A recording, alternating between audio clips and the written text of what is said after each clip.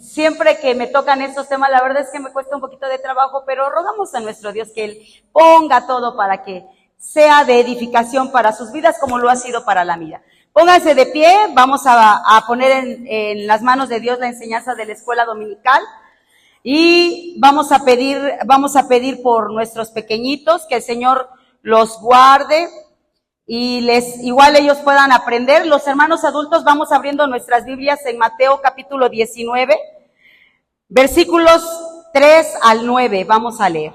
La santidad del matrimonio es nuestro tema, ¿ya? Mateo 19, 3 al 9. ¿Ya lo tienen? Lo leemos de manera alternada, como siempre lo hacemos. Primero uno yo, después ustedes, y nos unimos todos en el último. Dice la palabra del Señor. Dice, entonces vinieron a él los fariseos, tentándole y diciéndole, ¿es lícito al hombre repudiar a su mujer por cualquier causa?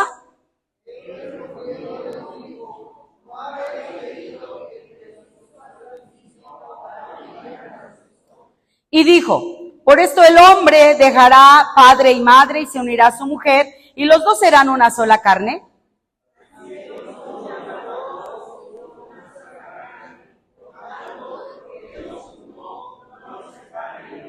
Le dijeron, ¿por qué pues mandó Moisés dar carta de divorcio y repudiarla?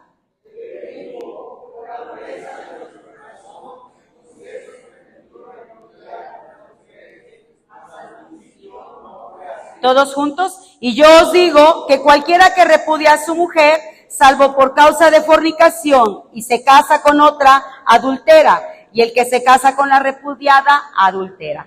Padre, en el nombre de Jesús, agradezco la oportunidad que nos has dado de estar en tu casa en este hermoso día. Gracias por la vida, gracias por esta semana grandiosa. Gracias, Señor, por los hermanos que hoy están aquí. Creo fielmente que es tu voluntad, Dios, el que estemos hoy aquí. Y ponemos en tus manos, Señor, la enseñanza de escuela dominical de los adultos. Y también la de los jóvenes y de los niños, desde el más pequeño hasta el más grande. Señor, toma control, que sea tu Espíritu Santo ministrando a nuestras vidas. Primero por medio de nosotros los maestros, los que pretendemos enseñar. Pero también, Señor, prepara el corazón de quien nos escucha. Y permite, Padre, que tu palabra lleve fruto, la lleve en abundancia y seamos hacedores, Señor. No gente olvidadiza. Te lo ruego en el nombre de Jesús y te doy la gloria y la honra por siempre. Amén. Amén. Pueden salir los niños, los jóvenes, la santidad en el matrimonio.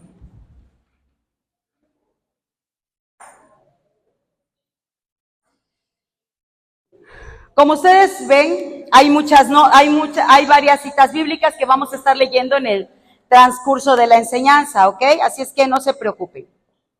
¿Ya? Todos tienen la cita. Bien, empezamos. ¿Cuál es el objetivo de esta enseñanza? Apreciar la importancia que Dios le da a la relación conyugal y comprometernos a la fidelidad y a la pureza en el matrimonio. Vuelvo a repetirlo. Apreciar la importancia que Dios le da a la relación conyugal y comprometernos a la fidelidad y a la pureza del matrimonio. Es un compromiso. La vez pasada veíamos que era una obligación y una responsabilidad para el esposo, ¿verdad? La relación conyugal. Pero hoy vemos que es un compromiso entre dos, ¿ok? El matrimonio. Ya no vamos a hablar solo de él o de ella, sino de los dos. Dice texto áureo, honroso sean todos el matrimonio y el hecho sin mancilla, pero a los fornicarios y a los adúlteros juzgará Dios. A ver, ¿lo leemos todos juntos? Honrosos.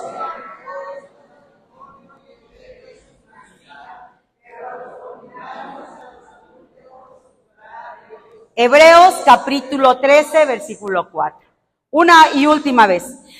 Honroso sea en todos el matrimonio y el hecho sin mancilla, pero a los fornicarios y a los adúlteros juzgará Dios. Muy bien. Un matrimonio formado en el cielo. Esta es una expresión, hermanos, que era muy común. Yo la verdad no la había escuchado antes, pero dicen que es muy común cuando se habla de alguna sociedad que lleva mucho éxito, o cuando hacen, por ejemplo, aún dice aquí que hasta los cocineros cuando hacen su receta y sale muy bien, dicen que es un matrimonio hecho en el cielo. Y bueno, esto también se considera en el verdadero matrimonio, que es el caso de nosotros. Cuando se aplica a este término al matrimonio, por lo general indica un matrimonio que parece muy satisfactorio, como si esa relación específica fuera la excepción a la regla. A menudo el esposo y la esposa son muy atrayentes o tienen mucho éxito o poseen gran magnetismo personal. Pero para que el plan se cumpla en los cónyuges, hermano, deben reconocer a un tercer miembro en esta relación.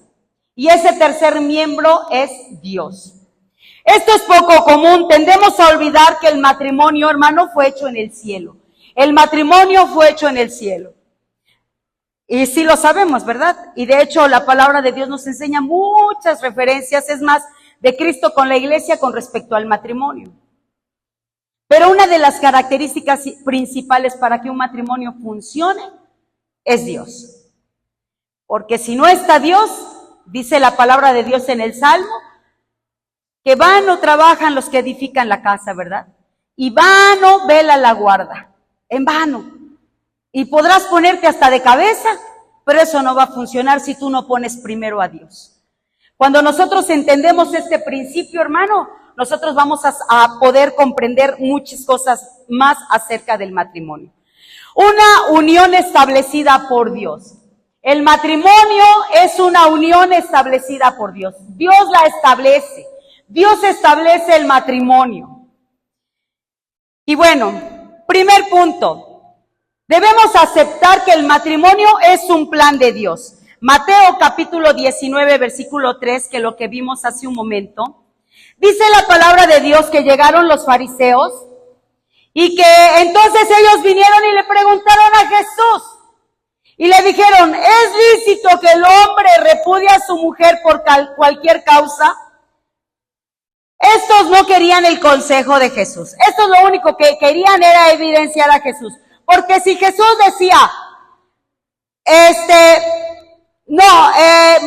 vamos a suponer que si Jesús decía, el matrimonio es sí se puede dar, entonces desafiaban la ley. Pero si él decía, si él decía que el matrimonio no se podía dar, desafiaba la ley. Pero si él decía que que el divorcio no se podía dar, entonces desafiaba el matrimonio y la familia. Cuestionaban a Jesús precisamente para confrontarlo. Pero Jesús le responde con la misma palabra. Y les responde Jesús diciéndoles acerca de Génesis 1:27, y les dice, en el principio creó Dios varón y hembra, ¿cierto? Y hace alusión al principio, a lo que era desde el principio. Dice, varón y hembra los creó, pero los hizo como perfectos. ¿Ok? Y después en Génesis capítulo 2, versículo 24, hace referencia a esta tercera persona. Y él dice que todo lo que él ha hecho, lo ha hecho perfecto. Dice, así no era en el principio, así no era. No es que Dios haya pensado desde el principio que había posibilidades de un divorcio. El Señor pensaba desde el principio en un matrimonio bendecido de una vez y para siempre. Y esto es algo tan complicado. Y les voy a decir por qué, porque a veces no logramos entender. Estamos tan influenciados por la ideología del mundo, que hoy creemos que el matrimonio es desechable. Que hoy pensamos que el matrimonio, yo ya les explicaba en las clases anteriores, de que a pesar de que yo crecí en un hogar en donde no se aceptaban muchas cosas, tengo muy clara en mi mente que cuando estaba a punto de empezar mi carrera universitaria, mi padre me decía, estudia, para que tengas con qué defenderte si este hombre no te responde, mira, mija, tú lo botas como nada y tú tienes con qué salir adelante. Ese era su principio. Pero ¿qué nos enseña la palabra del Señor? En el huerto, hermano, había dos características. Dios dirige la atención al inicio. Y se refiere que esto es importante. En Juan arroja una luz acerca de que Jesús estaba ahí cuando Adán y Eva estaban en el huerto del Edén. En Mateo capítulo 19, versículo 4 a 6, que es lo que sigue, Jesús describe una absoluta unidad en el matrimonio cristiano, destacando cómo Dios creó los dos sexos que se complementan mutuamente. Hay un complemento, somos diferentes, pero nos complementamos. Hoy algunos psicólogos y en las escuelas se insta a que nosotros no dirijamos a los niños con respecto a su identidad sexual o a su género, porque ellos tienen derecho de decidir qué quieren ser cuando sean grandes, ¿cierto o no? Pero la palabra del Señor nos enseña algo totalmente diferente. Ya vimos cuál es la función del esposo en el hogar y cuál es la función de la mujer en el hogar. Pero ahora, como complemento, hermano, dice la palabra de Dios que nos hizo en un principio con dos características. Primero, nos hizo cónyuges perfectamente diseñados. ¿Para qué? Uno, lea Génesis 1:28, en servicio a Dios. Nos hizo, no dijo, a ver tú Adán vas a hacer esto y tú Eva vas a hacer aquello, no. ¿Qué les dice Génesis 1:28? Léanmelo, por favor.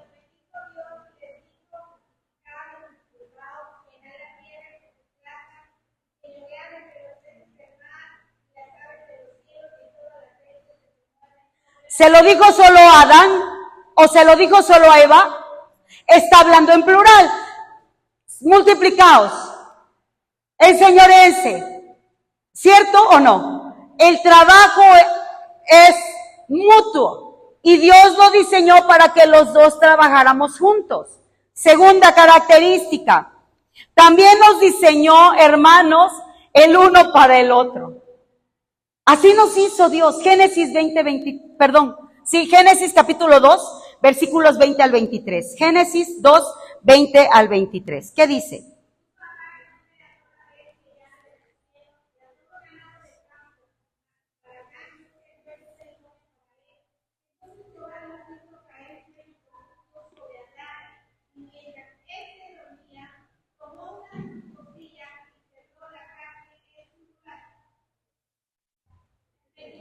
¿23?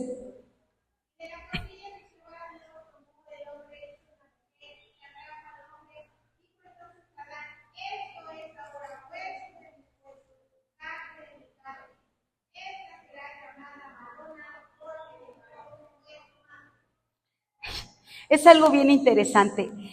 ¿Cuáles son las consecuencias cuando se rechazan estas normas? Que los cónyuges son perfectamente diseñados, primero para el servicio y el uno para el otro. ¿Qué sucede? Se rompe la identidad con la que Dios nos hizo al principio. Se rompe esta identidad. Hay matrimonios hoy, enseñan que la familia puede ser hombre con hombre, mujer con mujer, y hombre que se siente mujer y mujer que se siente hombre, y cosas más. Porque hasta le ponen el signo de más. Pero el diseño de Dios para el hombre, hermano, no era este. Dios quiere que los hombres y las mujeres se sientan orgullosos de haber sido creados y que obtengan fuerzas de sus talentos como géneros diferentes.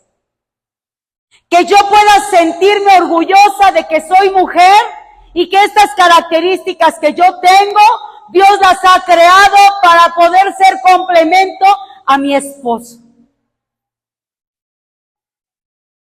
Que yo pueda sentirme orgullosa. Pregunto. Bueno, no, mejor no pregunto. Les cuento mi anécdota. Yo me casé ya muy grande, hermanos. De hecho, mi hijo lo tuve a los 38 años. Me casé a los 34, si no me equivoco, porque tardé como 4 años en que mi niño naciera.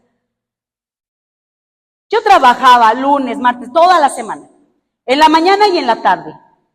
Llegaba a mi casa, a la casa de ustedes, con mi mamá, y yo le decía, mami, mira, tengo una hora, dame chance, duermo una hora, me hablas, y ya me levanto, como y me voy a trabajar. Esa era mi vida, llegaba yo en la noche y a descansar. Y al otro día lo mismo. Si había trabajo sábado, yo trabajaba sábado. Si había trabajo domingo, yo trabajaba domingo. Toda la semana. Me caso. Pero yo me caso con una situación económica terrible. Yo siempre he creído que mi esposo ha sido el ángel que Dios me envió. Me caso, hermanos, con una situación económica terrible y yo sigo trabajando igual. Porque yo tenía que recuperar para esa situación a la que yo había provocado. Entonces, cuando me embarazo, yo ya no puedo seguir trabajando. Y me quedo en casa. ¡Ay, yo soy la sirvienta!, le decía a mi esposo llorando. Aparte que las hormonas hasta el cielo, ¿no? Yo soy la sirvienta aquí, ¿yo qué hago? Ya hice de desayuno, ¿ahora qué voy a hacer de comer? Pero repelaba que Dios guarde la hora. Porque yo decía que era la sirvienta en la casa. Y lloraba, de verdad lloraba. Porque yo no estaba acostumbrada, porque yo no había sido ni educada ni criada para un hogar. Normas establecidas por parte de Dios que rompen los moldes. Y entonces, cuando esos moldes son rotos, rompemos lo que Dios estableció en un principio. Por eso la gente afuera nos llama retrógradas, ¿no? De que no quieres que tu mujer se supere, que haga algo, que trabaje, que... No, sí, no se confunda con lo que estoy diciendo. Porque la Biblia en Proverbios dice que hay una mujer que trabaja, que da la mano al uso y a la rueca y ve por la familia y es una supermujer. ¿Cierto o no? Y nosotras tenemos esa capacidad, porque no sé si ustedes lo saben, pero el cerebro de la mujer está diseñado de manera diferente que la del hombre. La mujer puede hacer muchas cosas en un momento, el hombre no. De hecho, yo quería empezar esta clase con un video que encontré por ahí, que yo sé que ya lo han visto, pero después se los comento. Entonces dice la palabra del Señor que fuimos creados el uno para el otro, pero también en una intimidad perfecta. ¿Cómo estaban Adán y Eva? Capítulo 2, versículo 25 de Génesis. ¿Cómo estaban Adán y Eva?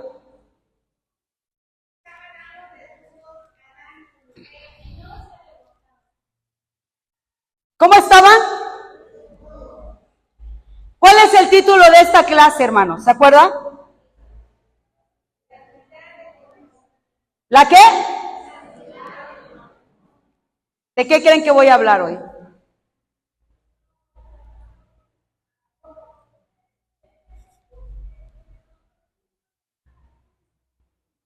Dice la palabra de Dios que ellos estaban como desnudos. Había una intimidad perfecta. Pregunta: ¿hay ocasiones en que tu esposa o tu esposo ni siquiera quieren que la veas? ¿Sabes por qué? Porque hay vergüenza. Pero en muchas ocasiones, ocasionada por nosotros mismos. Una, o tú criticas a tu esposo. Ay, esas lonjas, mira nomás, Michelin, te deberías de llamar. Ay, ya te viste. ¿Y ahora eso qué es? Todo colgado. ¿Crees tú que tu esposo o tu esposa quieran dejarse ver con comentarios como estos?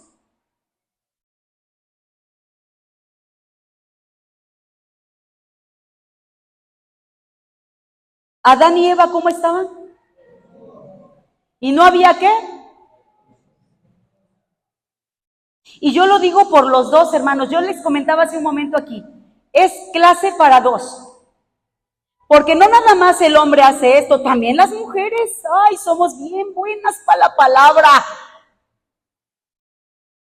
Y así como los podemos subir, los podemos bajar hasta el piso y revolcarlos ahí mismo. ¿Cierto o no? Hay una intimidad. Cuando hay intimidad perfecta, hermano, ese es el plan de Dios para el matrimonio. La intimidad perfecta. Cristo enseñó que el matrimonio convierte en la relación primordial entre dos personas. En el versículo 5, Cristo puso el vínculo entre esposo y esposa sobre el vínculo que cada cónyuge tiene a lo mejor y con sus padres. Los versículos 5 y 6, hermanos, de Mateo, capítulo 19, aluden a la intimidad de la relación conyugal.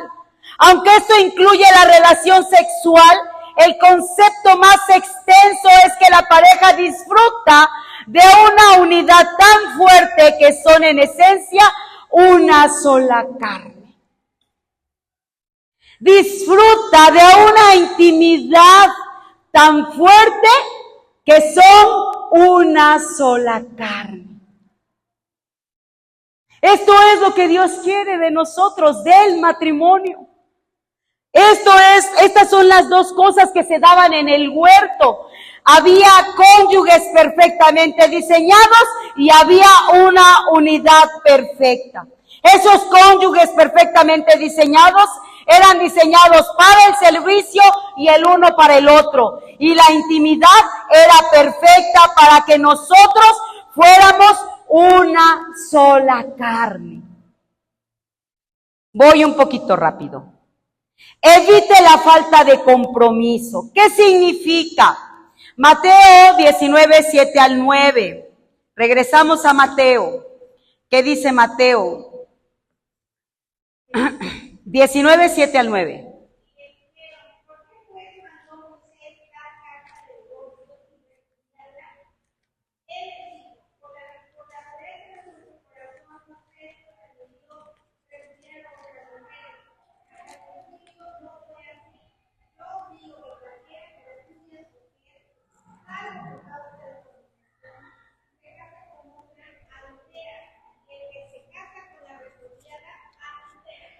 Su esta está muy buena, pero ahí les va. Miren, nunca la ley ordenó el divorcio, sino que presentó un procedimiento para el divorcio cuando el corazón humano se negaba a aceptar el plan de Dios para el matrimonio. La ley jamás dijo, esta es la oportunidad de cualquier varón, porque déjenme decirle que solo el varón podía repudiar a la mujer. Y esto se da hoy. Dime tú o no, cuando tu esposo te falla, ¿cómo te sientes? Repudiada. A lo mejor ustedes no lo saben, hermano, varones. Pero la mujer, fea, en que fallé, que no hice.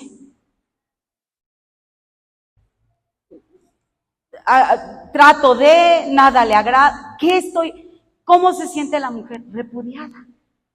Este es nuestro sentimiento.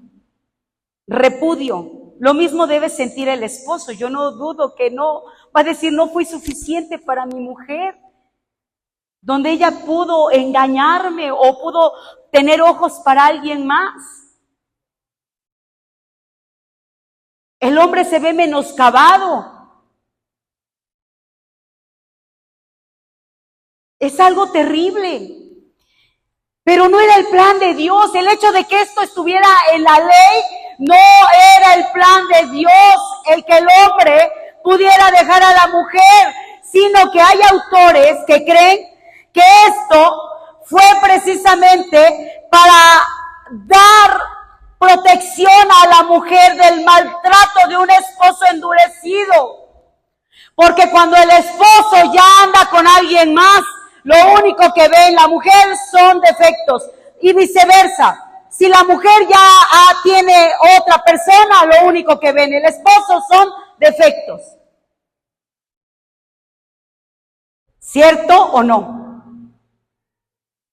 Entonces, en estos casos, dice la palabra de Dios, por la dureza de su corazón, no porque Dios lo quiera así, sino por proteger a la otra persona, está permitida la carta de divorcio.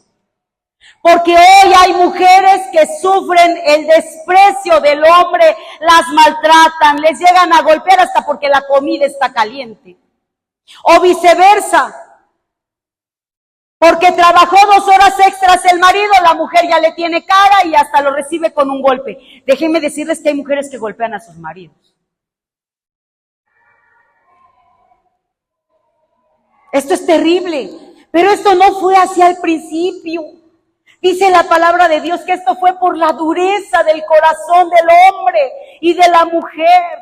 Es por la dureza de nuestros corazones, porque a veces nos ponemos, dice la palabra del Señor, y esta parte me encanta. Cuando el pecado entra, hermano, dice la palabra del Señor que si tú continúas, la conciencia se cauteriza. ¿Qué quiere decir? Hace costra, hace cicatriz. Y entonces ya no sientes nada. Porque cuando tú vienes a Cristo, este es otro paréntesis. Ojo, predicar el evangelio es predicar arrepentimiento. Dice la palabra de Dios, es la proclamación de juicio o justicia. ¿Sí, cierto o no? ¿Se acuerdan? Es convicción de pecado. Yo no puedo decir que una persona tiene convicción de pecado por solo hacer una oración de fe. Ni decir es cristiana. Me encontré a fulanita y ahora ya es cristiana porque hizo la confesión de fe. No. Si no hay convicción de pecado, hoy se predica un evangelio ligero. Dios tiene planes para tu vida. Y entonces tú vienes a Cristo porque Él tiene planes para tu vida. Soy algo especial para Dios. ¿Y cuándo hubo convicción de pecado? ¿Cuándo hubo arrepentimiento? ¿Cuándo entendiste que tú necesitas de Él, de su perdón? Si no lo has entendido, no hay nada. No hay cambio. No hay cambio. Porque cuando Cristo entra en tu vida, hermano, tú tienes convicción de pecado. Y así sea una mentira, el corazón te duele. Porque sabes que le estás fallando a Dios. Porque sabes que eso no funciona así. Porque nuestro Dios es santo y Él no merece que yo mienta, que yo diga. Y la verdad, de verdad, hermano, hay veces que el corazón te duele hasta por una nimiedad. Cuando tú tienes convicción de pecado. Pero cuando no la hay, algo sucede. Pregúntate, ¿qué está pasando? ¿Por qué yo estoy pecando y no siento nada? Y si nadie lo descubre, pues así nos seguimos hasta que la muerte nos separe. ¿Y esto qué quiere decir? Que ahí no está Dios. Y está peor el asunto. Está peor el asunto. Entonces, la falta de compromiso. Los fariseos decían, ahora es cuando. Esto no es una contradicción a la norma de Dios, sino es una confirmación de la gracia de Dios, del cuidado de Dios para nosotros. La naturaleza humana, hermano, busca formas de poner en peligro las normas de Dios y de aprovecharse de su gracia. Hubo un matrimonio hace muchos años que siempre había pleito. Ella inconforme con el esposo todo el tiempo. Inconforme con el esposo. Y el esposo ahí, fiel, amando, respetando. Y a la primera de cambio, el esposo falla. ¿Y qué creen que hace ella? ¿Ahora es cuando? Ahora es cuando. Ya tengo el permiso. Ahora sí puedo seguirle.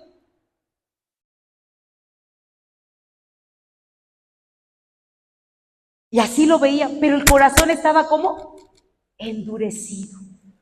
No había una buena relación. Los cristianos pueden caer en esta trampa de ver el divorcio como un derecho. Tengo derecho porque me falló. Tengo derecho porque podemos caer en este peligro. Y a veces en nuestro dolor, hermana y hermano, caemos en este peligro. Pero no es el plan de Dios para el matrimonio. No lo es. La gente no hace caso del énfasis que hizo Jesús en el hecho de que Dios estima el matrimonio, procurando en cambio justificar el derecho a divorciarse. ¿Piensa usted que la alusión de Jesús a la fornicación era una orden de divorciarse en estas circunstancias? Era una orden de Dios decir, si te es infiel, fuera. Era una orden en Mateo 19:9, díganme ustedes. ¿No? ¿O sí?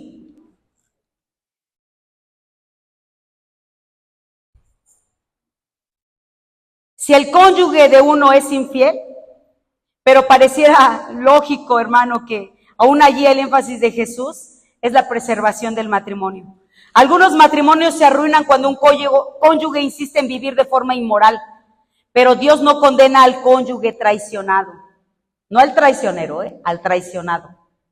No lo condena. Muchos matrimonios se han salvado cuando ambos cónyuges le entregan el problema a Dios y permitieron que su perdón reinara en respuesta al genuino arrepentimiento. Cuando Cristo entra a nuestra vida, Él hace cambios. Pero esto, hermano, no quiere decir que yo me voy a quedar en un matrimonio en donde la otra persona no quiere.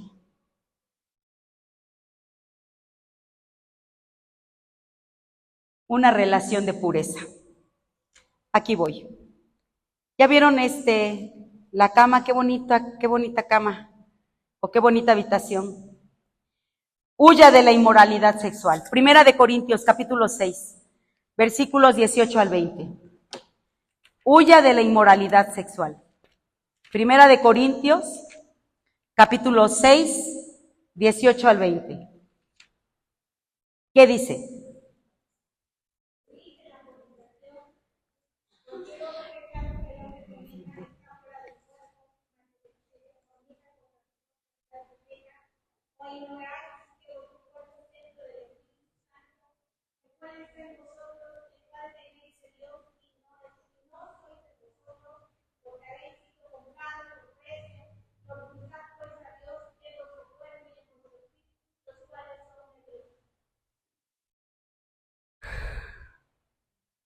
Qué terrible. Huir. Cuando escuchas esta palabra me da la impresión de alguien que va corriendo. ¿Cierto o no? Pero a veces nosotros nos esperamos. A ver qué pasa. ¿Qué tan fuerte soy? Y empezamos con un mensajito subido de tono. Y al rato son 2 mensajitos. Y más tarde llamadas. Y más tarde visitas.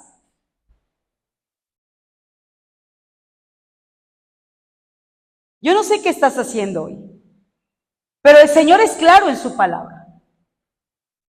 Yo no sé qué es lo que tú estás haciendo hoy, pero el Señor es muy claro en su palabra. Él pide un matrimonio, hermano santo. Dice entonces, huid de la fornicación, porque otro pecado que el hombre cometa está fuera del cuerpo, mas el que peca de esta manera, contra Dios mismo peca. ¿Por qué? Porque nuestro cuerpo es templo y morada del Espíritu Santo. Debe haber dolor, debe haber tristeza. Si no lo hay, quiere decir que no estás arrepentida o que no estás arrepentido. Que te regordeas en tu pecado. A lo mejor y dices, qué macho soy, cuánto pegue tengo, mira cómo traigo a este galanazo.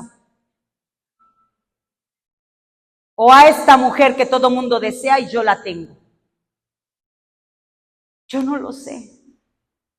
Pero el Señor sí conoce tu corazón. Él sí lo sabe. En el mundo se enseña, tú me haces una, yo te hago 2. Y si al rato tenías el dolor por la infidelidad de tu cónyuge, ahora vas a tener 2 dolores. No solo por la infidelidad de tu cónyuge, sino por tu propia infidelidad. Porque eso te enseña en el mundo. No te dejes, no seas tonta, ¿qué haces ahí? ¿Qué haces ahí? Si ese hombre ya te fue infiel. Es más, la Biblia dice, tú puedes irte. Pero ¿qué haces? ¿Qué haces, hermano, cuando tu mujer no da muestras de cambio y te fue infiel? ¿Qué haces? ¿Qué sigue? ¿Qué sigue?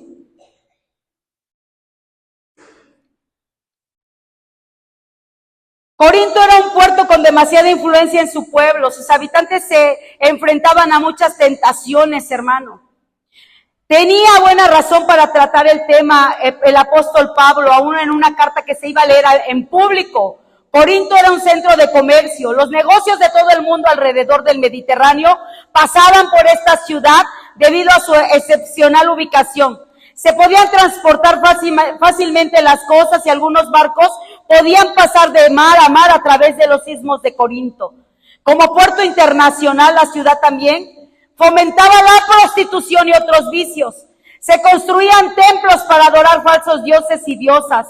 Los creyentes corintios se enfrentaban a muchas tentaciones. Pero hoy no hay mucho cambio. Con el internet tenemos acceso a esto y a muchas cosas más. A nivel internacional y mundial. ¿Cierto o no? Tenemos acceso a la inmoralidad sexual. Tenemos acceso, hermano, a que nosotros seamos viciados. Porque eso está bien, porque aquello no está tan mal. Y si es para la preservación de mi matrimonio, algunos usan la pornografía.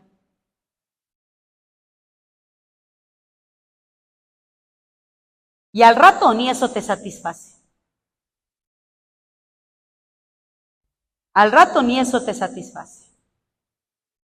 Porque está en contra de las normas que Dios ha establecido para el matrimonio. Está en contra. Y eso es lo que Dios no quiere. La Biblia nos muestra, hermano, con toda claridad que Dios ha designado la relación sexual para mejorar el compromiso de toda la vida de los cónyuges. De toda la vida. Se condena toda expresión sexual fuera del matrimonio, de modo que al enfrentarse al peligroso enemigo fornicación, la declaración de Pablo en el versículo 18 presenta una orden en una palabra: huye, huye, huye, hermano. Dios no estableció principios estrictos para la expresión sexual porque deseaba quitarle a otra persona la oportunidad de disfrutar de la vida. Estableció estos principios, hermano, para que las personas pudieran disfrutar de una relación pura consigo mismas y para que glorificaran a Dios. Hay una predicación en internet que a mí me ha gustado mucho, que habla precisamente de la intimidad en el matrimonio. No recuerdo el nombre, hermanos, pero este varón da su testimonio y dice que él andaba trabajando, tenía a su secretaria y se levanta la secretaria un buen día y le dice: pastor, porque sabía que era pastor, yo quiero renunciar hoy a mi trabajo. ¿Cómo? Es que me enamoré. ¡Ay, qué padre! ¿Y eso te impide trabajar? Sí, ¿pero por qué? Porque me enamoré de usted. Y él se queda impactado, porque él era un hombre grande, maduro, y ella era una jovencita muy guapa. Y dice: ¿ustedes creen que yo sentí feo? No, hombre, el ego se me fue al cielo. Una niña enamorado de mí. Y yo que me quedo así con mi cara de que, ¿cómo? Sí, yo ya no quiero trabajar aquí. El hombre toma el teléfono y le habla a su esposa: mi vida, necesito que vengas a almorzar conmigo. Y la mujer así de que, ¿qué? Ven a almorzar conmigo y te invito a mi oficina. Y este es el trabajo de una mujer sabia. Doy gracias a Dios por la vida de mi suegra y de mi madre. Pero ellas siempre me han dicho: si tu marido te dice vámonos, vete. No digas la casa, nada, vete. Si él dice: oye, vamos a tomar, ve. Si oye, vamos, ve. Nunca digas: no, porque tengo trabajo, no, porque la casa, no, porque el niño, no. Deja y ve. Dale lugar a tu esposo. Y esta mujer dice que eso hizo, se arregló y ahí va para la oficina, bien sorprendida, almuerza con el esposo, llega y ¿qué pasó? Vamos, mi amor, te voy a presentar a alguien. Le presenta, mira, te presento Mildred, a mi esposa Mildred, se llama Mildred la señora, te presento a mi esposa, la jovencita se hizo pequeña. Él en el almuerzo habló con la esposa y le dijo, pasó esto, yo necesito que tú estés aquí. Y ella le dijo, sí, mi vida, yo te voy a ayudar. Y ella llega, yo soy fulana de tal, Dios te bendiga. Dice que la secretaria se hizo pequeñita y le dice, no, mija, no te hagas pequeñita, porque el Señor te ama y tiene un propósito para tu vida. Dios quiere cambiar tu vida. Y le presenta a Cristo. Dice que en la noche ya se va, en la noche cuando llega, ¡ay, papá! Una cena espectacular. La mujer súper guapa esperándolo. Y él le dice, ¿qué pasó? Nada, pásale, mijo. Bien atendido. El hombre sorprendido. Y dice, ¿cómo? ¿Pero cómo me trata así? Al otro día, yo llego a mi casa, dice este hermano en su testimonio, y la misma situación. Bien atendido. Ahí ya le pregunto, bueno, pues, ¿qué está pasando? Si yo te atiendo bien en casa, tú no vas a tener necesidad de buscar nada afuera.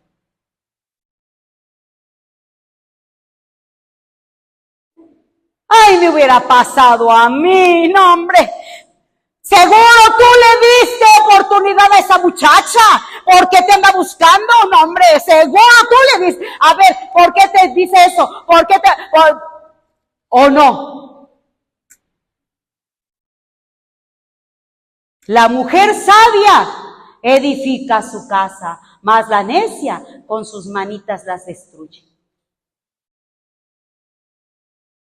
¿Qué actitud vas a tomar? Sé sabia. Hermano, y si a ti te está pasando, sé inteligente. No provoques a tu mujer. No la provoques. Ámala, cuídala, conquístala. Que ella no tenga ojos para ningún otro hombre. Que ella no tenga ojos para ningún otro hombre. Que ella se sienta tan segura de ti que no piense siquiera que aunque la modelo más bonita se le pare enfrente, él diga, ay, cómo me gustaría tener a esta y no a esta.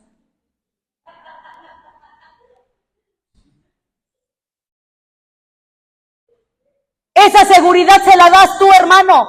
Esa seguridad se la das tú, hermana. ¿Cómo? Con tus atenciones, con tus cuidados. Porque si tú te la pasas criticándola, ¿qué crees que va a pensar ella? En un ratito más se encuentra alguien diferente y con sus gustos. ¿Y qué va a pensar él si tú todo el tiempo te la pasas criticándolo? En un momento más ella va a encontrar a alguien que con sus gustos. Así es esto. Tengamos cuidado de la forma en la que reaccionamos. El matrimonio es para toda la vida, es el diseño de Dios perfecto. Perfecto.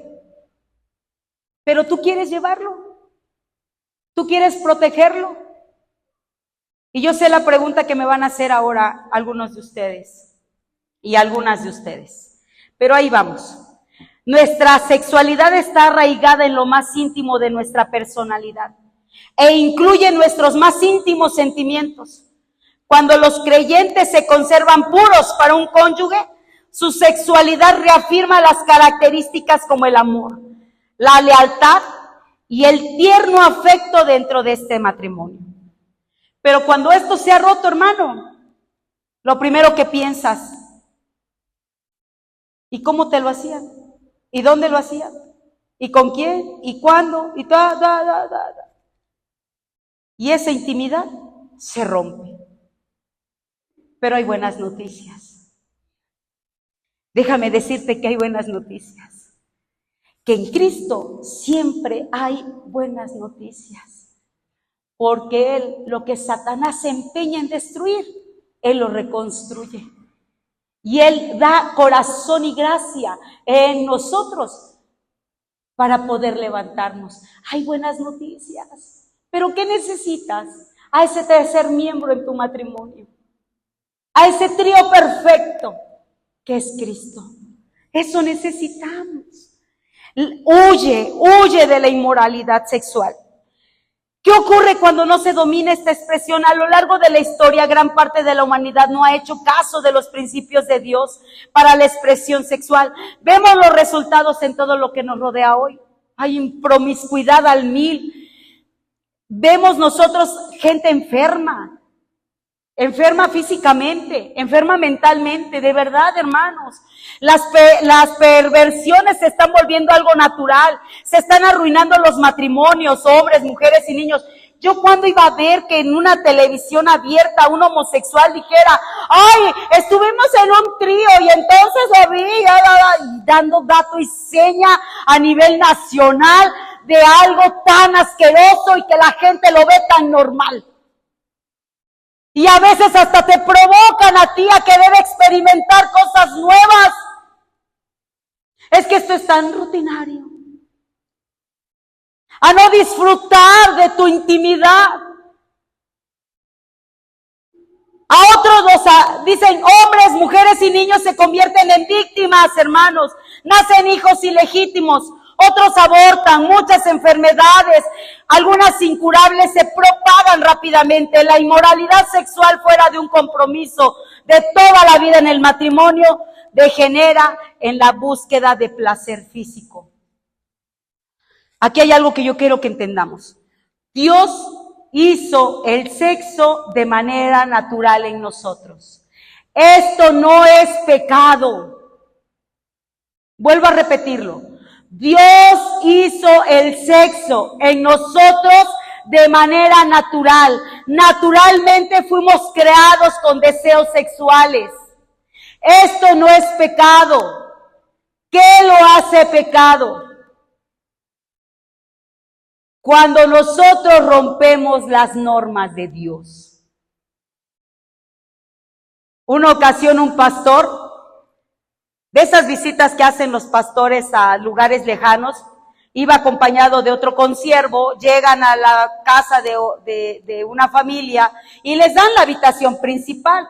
El hermano pues se acomoda y todo y se hinca a orar en la cama de la habitación que les dieron, que era la habitación principal del matrimonio. Y el otro le dice, no, ¿qué estás haciendo? ¿Cómo vas a orar ahí?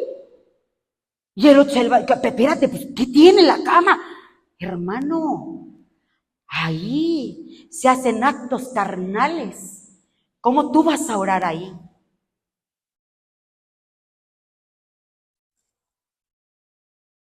Tenemos un sentido equivocado de lo que es la sexualidad en el matrimonio, porque lo consideramos pecaminoso. Hay mujeres, hermanos, que no quieren tener relaciones sexuales con sus esposos porque es pecado. Solo de esta forma, de la otra no. No. Para eso están tus prostitutas. ¿A qué lo invitas?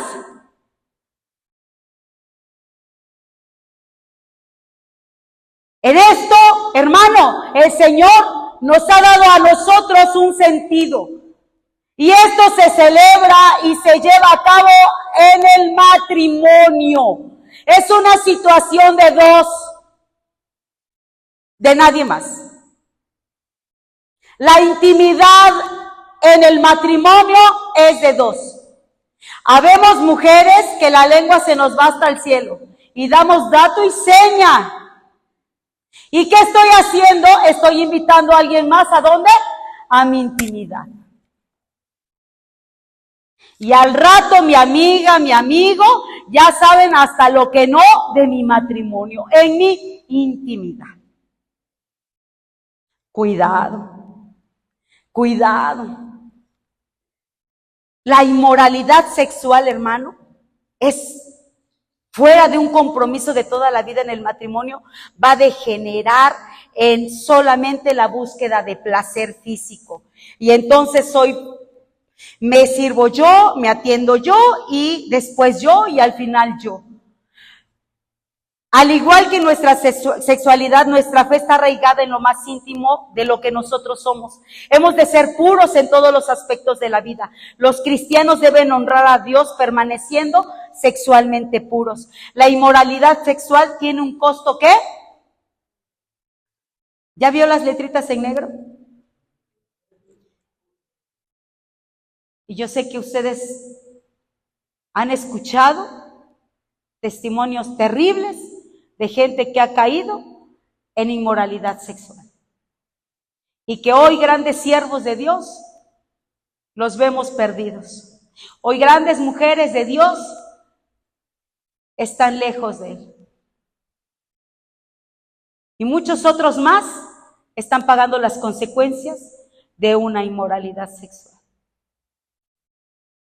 Y quien la ha vivido sabe qué tan terrible y destructiva puede ser. Por eso la pongo en negritas, porque esto destruye la vida misma. Cuando tú das paso a esto, destruye la vida misma. Y Satanás no se duerme. Satanás no se duerme. Ah, mira, ¿ya viste? Tu marido, mira, te dice que estás bien gorda. Y el vecino que está bien guapo te ve y te dice, ay, te ves bien guapa, qué bonita con tu vestido. Y pasa el otro vecino guapo y, ay, vecina, qué bonita. O el compañero del trabajo, estás bien guapa, te ves muy bien así. Y te chulean y que qué bonito carácter y que qué agradable. Y tu marido en tu casa te trata con la punta del pie. Entonces, ¿qué encuentras? Una puerta abierta. Pero dice la palabra del Señor, huye, huye, corre, aléjate, corre, corre, corre, porque lo único que vas a encontrar es muerte, porque la paga del pecado es muerte, la paga del pecado es muerte, y Dios no quiere que tú mueras. Él vino para darnos vida y una vida en abundancia.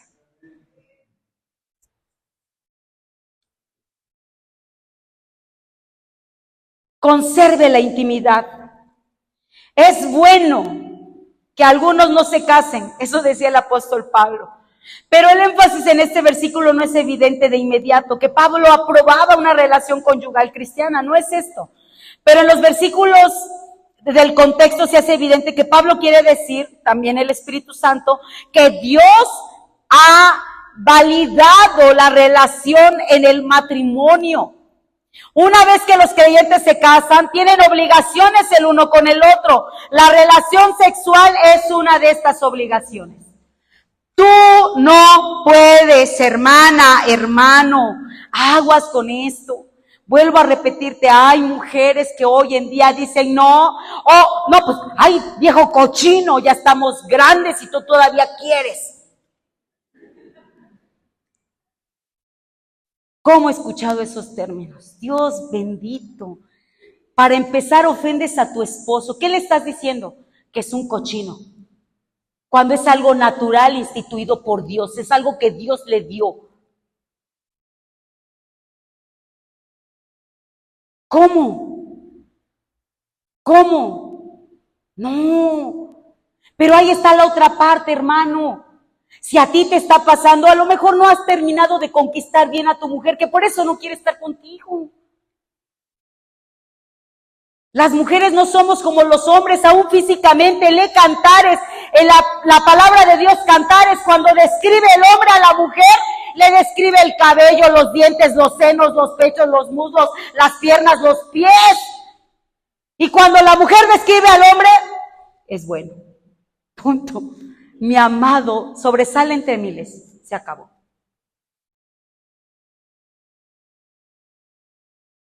Estoy hablando de la intimidad sexual. Porque para el hombre esto es importante, para nosotras no. ¿Sabes para qué es importante para una mujer, hermano? Lo que tú dices y haces. Pero en todo el transcurso, vétela conquistando, si quieres en la noche, desde la mañana. Qué bonitos ojos tienes. Hoy qué rico tu desayuno, mi reina, te ayudo a lavar los trastes. Eso conquista. ¿Cierto o no, hermanas? Sí, amén, hoy. Bien gozosas ellas. Pero ¿qué pasa si el marido se la pasa? Ay, otra vez me hiciste huevos de desayunar. Bueno, pues ya que, y para variar están bien mal hechos. Se te rompió la yema. Oye, mi ropa ni siquiera está bien, y así todo el día. Los niños, que no lo fuiste, que no sé. ¿Y crees tú que esa mujer va a querer en la noche algo contigo?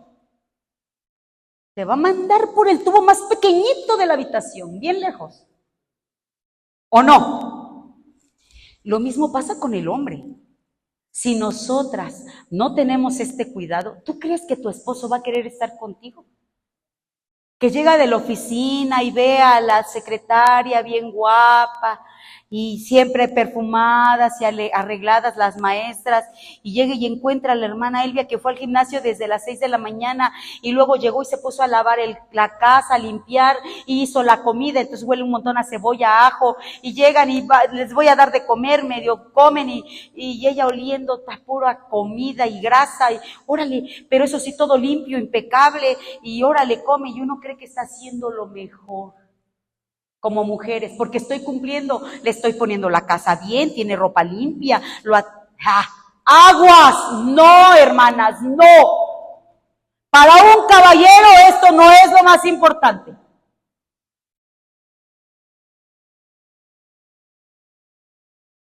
No tiene mucho, fuimos a una casa, mi esposo y yo, Padre Santo, desde la entrada hasta la salida, pero patas para arriba.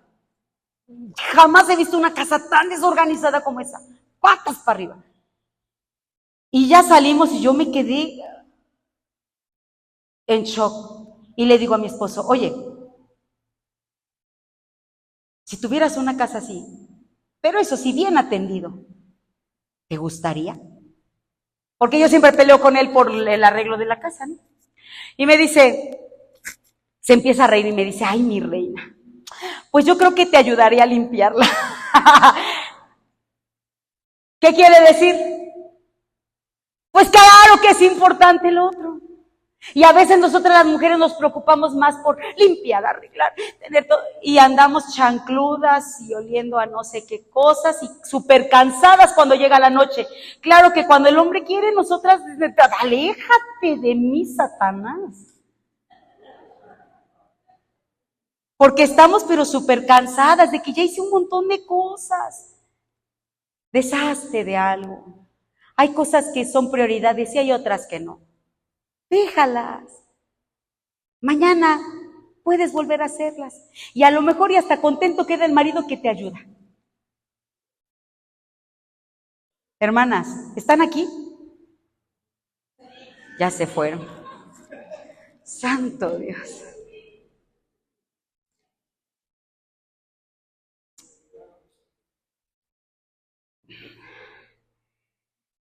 Una vez que los creyentes se casan, tienen obligaciones. Pero a mí la palabra obligación en este contrato no me agrada. Porque parecía que de verdad te obliga. Pero no te me confundas, que ahorita me digas, pero aquí dice la Biblia que es obligación. No, es ese mal necesario. No es ningún mal, no es ninguna obligación. Dios no tuvo ese propósito. Estableció normas en las que cada cónyuge pertenece al otro y es maravillosamente satisfactorio cuando se lleva en el marco del matrimonio. Debe ser satisfactorio. Tu mujer debes quedar contenta, tu esposo debes quedar contento. Debe ser satisfactorio. Es mutuo. Es mutuo.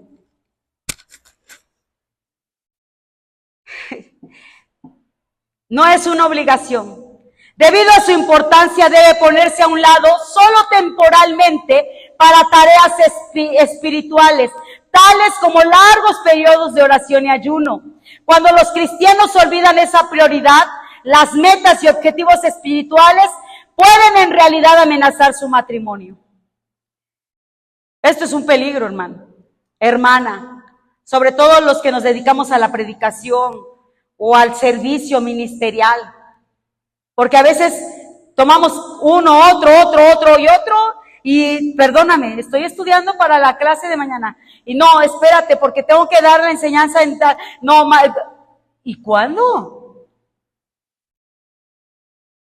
¿Y dónde? Y nosotros mismos amenazamos el matrimonio. Debemos nosotros tener ese cuidado. No hay ningún propósito negativo en este pasaje. Lamentablemente la referencia al deber conyugal ha evolucionado hasta convertirse en una expresión más bien negativa en el vocabulario cristiano. Dios no tiene ese propósito. Dentro del matrimonio, la expresión sexual a través de los años crea un lazo invisible, pero profundo, que va más allá del análisis descriptivo, de la psicología popular del matrimonio. La unión espiritual del matrimonio se fortalece con esos momentos íntimos en que las parejas son totalmente sinceras entre sí. ¿Te podrá engañar tu esposa o tu esposo cuando están en intimidad? No. Te engaña tu mente. Porque a veces dices, ay, ¿estará pensando en la otra? Ah, ¿estará pensando en el otro? Ay, espérate. Y entonces hacemos que esa intimidad se rompa. Pero no es lo que Dios ha planeado. No es lo que Dios ha planeado. Sí, hermano, sí, le escucho.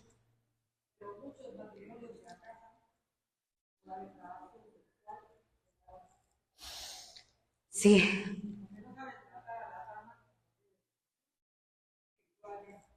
Así es.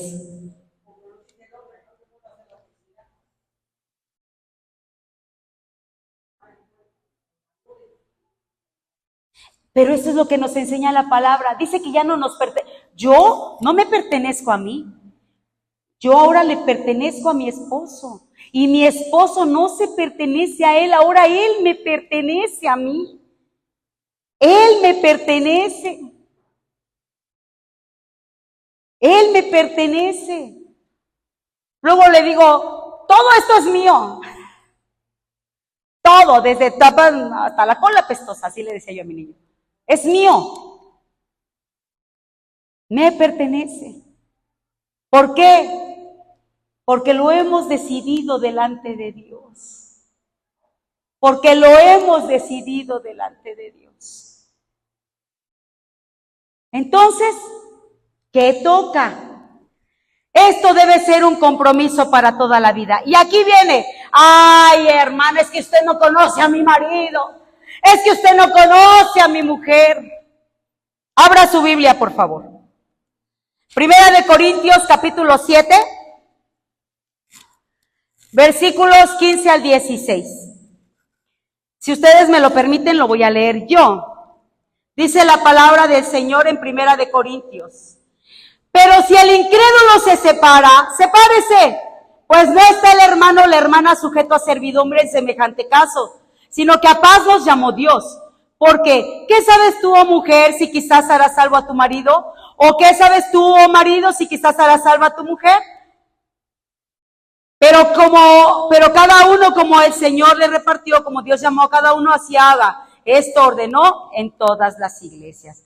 Fue llamado en esclavitud, quédese así. Fue llamado casado, quédese así. Si su mujer consiente vivir con usted, así quédese. En Primera de Corintios, capítulo 7, versículos 10 al 11, Pablo examinó el divorcio desde el punto de vista de las dos partes. Ya sea que se considere el esposo o la esposa, la orden es la misma, no se separe.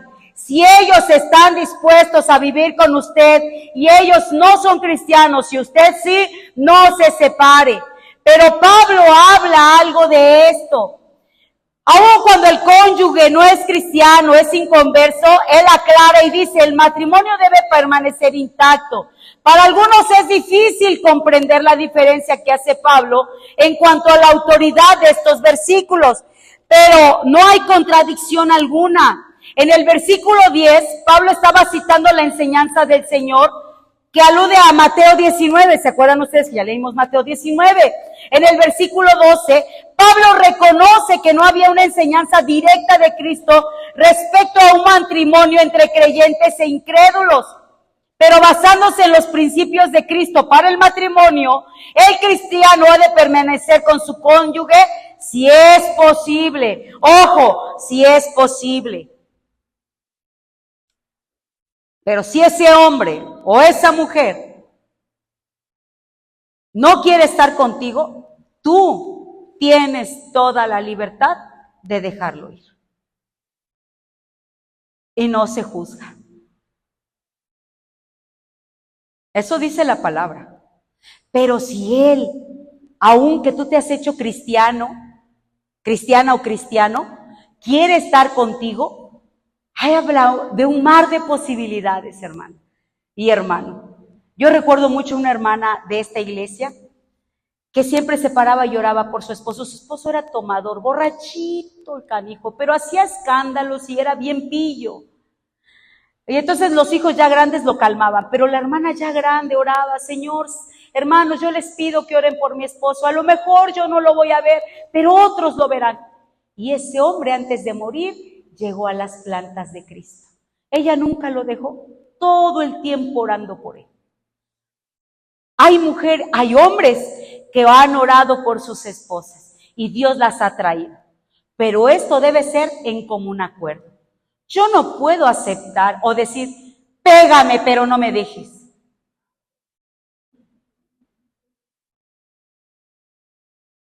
Eso no es por ahí. La palabra de Dios ni siquiera nos lo acepta. Porque nosotras y ustedes, hermanos, tenemos respeto. ¿Ok? Y hay cosas que son tolerables, pero hay otras que no debemos tolerar, porque somos hijos de Dios. Por esa simple y sencilla razón, porque somos hijos de Dios. Y no de cualquier Dios, de un Dios vivo. Pero si en tu corazón y en el de la persona que ha aceptado estar contigo, aún sabiendo que tú eres cristiana, hay todavía la posibilidad de que vengan a Cristo. El matrimonio sigue siendo una relación pura delante de Dios, aunque sea inconverso. El cónyuge creyente no se mancha por el contacto íntimo con un cónyuge incrédulo. Y los hijos que nacen de la intimidad del matrimonio no son impuros ni legítimos cuando uno de los padres es inconverso. Lamentablemente, tantos matrimonios cristianos terminan en divorcio que las tasas de divorcio para la iglesia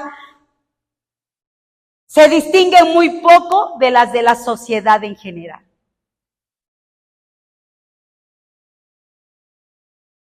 Y hay una súplica final, con esto termino. Pablo no vivía en un mundo paradisíaco en el que todos los matrimonios eran inmunes al divorcio.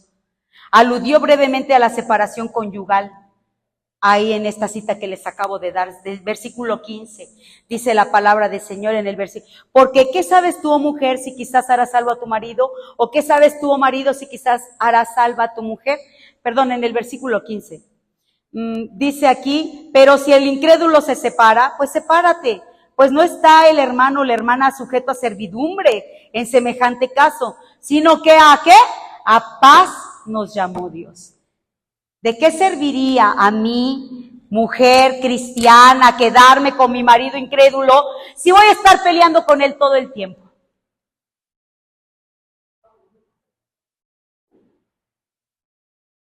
Él sí quiere quedarse, pero yo no dejo de pelear con él. No quieres ir a la iglesia, te vas a ir al infierno, pecador inmundo, arrepiéntete, y lo que tú gustes y mandes. ¿Creen que esa persona se va a convertir a Cristo? Nunca. Nunca. A paz nos llamó Dios, a paz. De inmediato Pablo continúa con un llamado a la esperanza. En el matrimonio cristiano la meta debe ser siempre un compromiso para toda la vida. Y si hoy tú estás teniendo una situación en tu matrimonio por infidelidad, porque no es cristiano, porque no es cristiana, yo te invito, hermano o hermana, a que vengas a Dios y le digas: yo necesito de ti. Ya me enseñaste que no es una opción el divorcio, pero yo no puedo con esto. Me supera.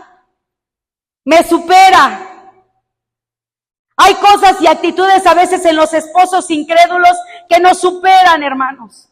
Que decimos, ya no quiero vivir con él, ya no quiero vivir con ella, ya no.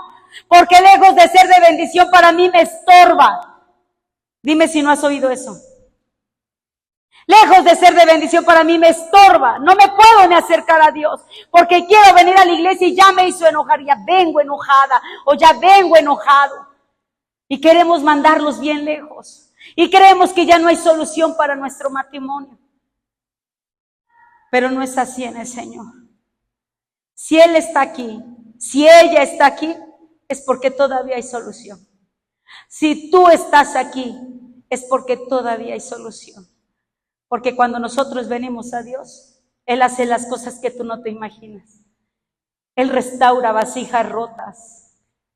Dice la palabra de Dios en Jeremías, que cuando lleva a Jeremías a ver al alfarero, le dice, mira al alfarero cómo está formando la vasija. Y dice que la vasija se le rompe y cae en pedazos al suelo. Esto es una regla de los alfareros, nunca toman arcilla del suelo. Pero Dios le quería mostrar a Jeremías cuánto amaba a su pueblo. Y dice que levantó los pedazos del suelo y volvió a hacer esa vasija. A lo mejor hoy tu vida se siente en el suelo, está rota, está deshecha. Pero Dios, el alfarero de alfareros, ha decidido levantarte aún del suelo si tú quieres. Porque Él no te va a obligar. Esto es si tú quieres. Él ha decidido levantar esos pedazos del suelo y hacerte de nuevo. Yo te invito a que te pongas de pie.